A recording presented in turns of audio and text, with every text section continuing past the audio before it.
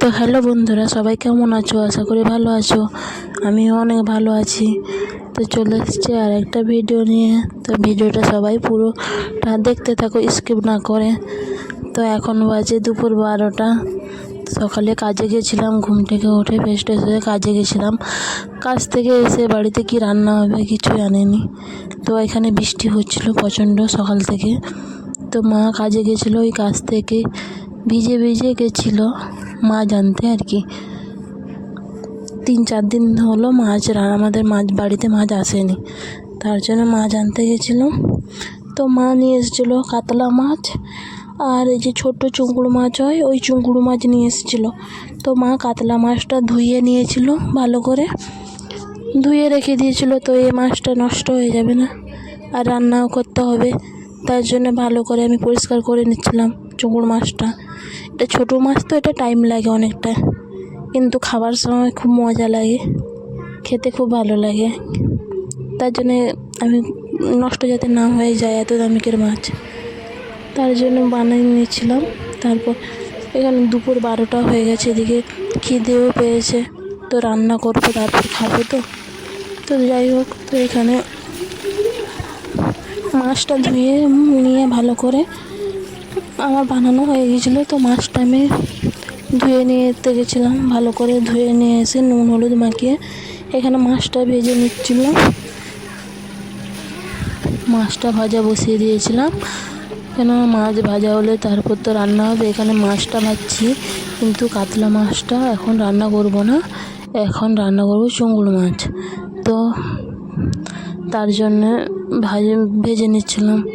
তো যাই হোক, কালকে থেকেই আমাদের বাড়িতে আম কেটে রেখেছিল আচারের জন্য, আচার বানাবে বলে। তার জন্যে এখানে আম কেটে রেখেছিল মা, যে আচার বানাবে। তো আম এখানে খরায় শুকোতে দিতে পারিনি রোদে, কারণ এখানে উপরে ছাদে কুকুর আছে, তো উপরে গেলেই ও কেটে দেয়, তার জন্য উপরে যাইনি। এমনি আমটাকে নুন হলুদ মাখিয়ে রেখেছিলাম বাড়িতে। তারপর এমনিতে কড়াতে তেল গরম করে ভালো করে বানিয়ে নেবো। তো মা আগে থেকে জিরে গুঁড়ো, লঙ্কার গুঁড়ো এগুলো পিষে রেখে দিয়েছে। তো এখানে আচারটা বসিয়ে দিয়েছিল। তারপর আমি বসেছিলাম, মা ডাকলো, বললো বৌমা একটু আচারটা ও করে দিতে। তো আমি বানাচ্ছিলাম। তারপরে তো যাই হোক, এখানে ভালো করে আচারটাকে নাড়িয়ে নিচ্ছিলাম। তো আধ ঘন্টা ধরে নাড়াচ্ছিলাম, কেননা এখন চিনি কোনো কিছুই দেইনি, কেননা আমটা রোদে দেওয়া হয়নি। তো আমটা সিদ্ধ হতে টাইম লাগবে, তার জন্যে ভালো করে কম আঁচ করে ভালো করে নাড়িয়ে নিচ্ছিলাম, ভালো করে যাতে আমটা ভালোভাবে গলে যায়। গলে গেলে আচারটা ভালো হয় আর কি। আমি কোনোদিন আচার বানাইনি, এই প্রথমবার বানালাম। দেখেছি বানানো, জানি আচার কেমন করে বানানো হয়, কিন্তু কোনোদিন বানাইনি, এই প্রথমবার বানালাম। দেখুন এখানে কেমন এক কড়া আম হয়ে গেছিলো, পুরো উঁচু হয়ে গেছিলো। এখন আমটা গলতে শুরু করেছে, তাই জন্য কম হয়ে গেছে।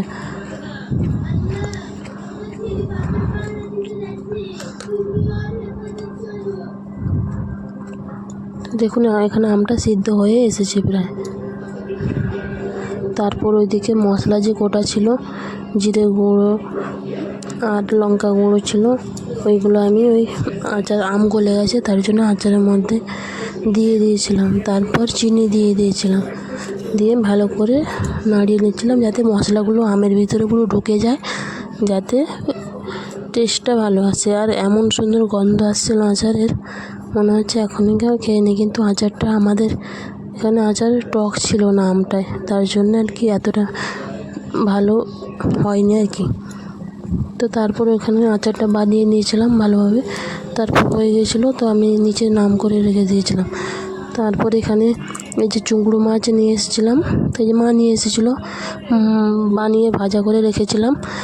তো যাই হোক, এখানে এখন ওটা রান্না করবো। তো দুপুরে তো খাওয়া হয়নি, তার জন্য রান্না করবো, দিয়ে দুপুরে খাওয়া হবে আর কি। তো আজকে চুংড়ো মাছটা রান্না করবো কী দিয়ে, তো পটল নিয়ে এসেছিলো বাজার থেকে, তো পটল আলু দিয়ে আজকে চুংড়ো মাছে রান্না করব। তো এখানে মশলাগুলো কেটে রেখে দিয়েছিলাম, আর আলু পটলগুলো ভাজা করে নিচ্ছিলাম। এখানে তেল তারপর ভাজা করে উঠিয়ে নিয়েছিলাম সব কিছুই। তারপর এখানে তেল দিয়ে দিয়েছিলাম আর তেজপাতা, জিরে, গোটা এলাচ এগুলো দিয়ে ভালো করে ভাজা করে নিয়েছিলাম। তারপর পেঁয়াজটা দিয়ে দিয়েছি যেহেতু, তার জন্য লাল লাল করে ভেজে নিচ্ছিলাম। পেঁয়াজ ভালো করে ভাজতে হয়, তারপর রান্নার টেস্টটা আসে সেমন, তার জন্য ভালো করে পেঁয়াজটা ভেজে নিচ্ছিলাম আর কি। এরপর দিয়ে দেবো রসুন, আদা দিয়ে ভালো করে কষিয়ে নেব সব কিছু। তো কার কার পটল, আলু আর চিংড়ি মাছ দিয়ে খেতে ভালো লাগে কমেন্ট করে জানাবেন। আর এই ভিডিওটা যদি ভালো লাগে লাইক, শেয়ার, কমেন্ট করে দেবেন। তো এখানে আমার হয়ে গেছে প্রায় কষানো।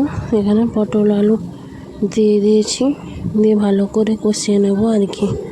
পটল আলুটা দিয়ে রসুন আদাটা এমন করে ভাজতে হবে যাতে কাঁচা গন্ধটা মরে যায়, এই জন্য ভালো করে ভাজিয়ে নিচ্ছিলাম আমি।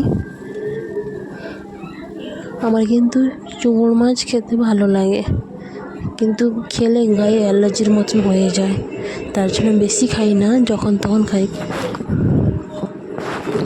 তো যাই হোক, কাদের এই চিংড়ি মাছ খেলে অ্যালার্জি হয় কমেন্ট করে জানিও। তো এখানে আমি পটল আলুটাকেও কষা করে নিচ্ছিলাম, তার মধ্যে চিংড়ি মাছটা দিয়ে দিয়েছিলাম, দিয়ে জলটা ঢেলে দিয়েছিলাম। তো যাই হোক, আমার পটলের তরকারিটা রান্না হয়ে গেছিলো। তো সবাইকে খেতে দিয়ে দিয়েছিলাম। সবাই খেয়ে বলছে পটলের তরকারিটা খুব সুন্দর হয়েছিল। তারপর খেয়ে আমার ছেলেকে স্কুলে আনতে গেছিলাম, 4টা বেজে গেছিলো। তো ওকে নিয়ে এসে একটু ঘুমিয়ে পড়েছিলাম। তো ঘুম ভেঙেছিলো 7টার সময়। তো 7টার সময় উঠে সন্ধ্যা দিয়ে দিয়েছিলাম বাড়িতে। তারপর আজকে রাতের রান্না হবে না, তার জন্য আজকে কিছু রান্না করতে ভালো লাগছিল না, তার জন্য বিরিয়ানি নিয়ে এসেছিলাম। তো এখানে বিরিয়ানি খাচ্ছিলাম, আমার ছেলে আর আমি, আমার হাজব্যান্ড খায়নি। তো এখানে বিরিয়ানিটা তেমন একটা টেস্ট লাগেনি আজকে একটু স্পাইয়ের মতো হয়ে গেছিলো বিরিয়ানিটা, এতটা খেতে ভালো লাগছিল না আমার। অর্ধেক খেয়েছি, অর্ধেক ফেলে দিয়েছি, চিকেনও ফেলে দিয়েছি, খেতেই ভালো লাগছিল না। চিকেনটা কেমন একটা ছিল, আর ভালোই লাগছিল না, কেন জানি না। সব দিন ভালো বানায়, কিন্তু আজকে যে বানিয়েছে বিরিয়ানিটা একদমই ভালো বানায়নি, আমার একদমই পছন্দ হয়নি। তো আজকের মতো টাটা, নেক্সট ভিডিওর জন্য চ্যানেলটাকে সাবস্ক্রাইব করে দিও সবাইকে, ধন্যবাদ।